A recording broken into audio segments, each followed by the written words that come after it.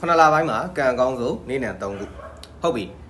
မနေ့ပြန်ခုနလာပိုင်းစပြီအဲ့တော့ကံအကောင်းဆုံးနေ့နံ3ခုပြောပြမယ်တလင်းလာကြာတာပရိတနင်္ဂနွေသားသမီးများခုနလာပိုင်းမှာကံစားတာအကောင်းဆုံးဖြစ်ပါတယ်အဲ့တော့ဒီလပိုင်းမှာဒီနေသားသမီး3ခုတည်ပေါ့နော်နေနံသားသမီး3ခုတည်စီဝါလက်လာပါတွေအင်မတန်တိုးတက်မယ်မိတ်ဆွေရမယ်ဘေးနားကနေပြီးတော့ကူညီပေးမဲ့သူတွေပေါ်မယ်ပညာရေးကိစ္စအရန်အောင်မြင်မယ်အိုးအစ်စ်အိမ်သစ်ဝင်လာမယ်ငွေကြေးကဏ္ဍများများဆဆဝင်လာဖို့ရှိတယ်နော်မထင်မှတ်ထားတဲ့နေရာနေပြီးတော့ငွေကြေးတွေဝင်လာမယ်ချင်းကားထားပြီးတော့စုံးပြီလို့ထင်တဲ့ငွေတွေပြန်ပြီးတော့ရလာမယ်အိုးသစ်အိမ်သစ်ကားသစ်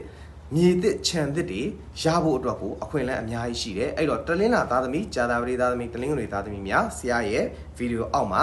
လိုချင်တဲ့စုအိမ်ချမ်းမြေကရပါစေစုတောင်းသွားခဲ့ကြပါနောက်တစ်ခုဘာလုပ်ရမလဲဆိုတော့မနှက်ဖြန်9လပိုင်းလအစရောက်တာနဲ့မြတ်စွာဘုရားရှင်ကိုတော်မြတ်ကြီးကိုမိမိရဲ့နေအိမ်မှာဖြစ်စေတကူကြီးဘုရားတဆူဆူမှာဖြစ်စေကိတ်မုံ9ချက်နဲ့အုံးရည်နဲ့နော်လှူပေးပါ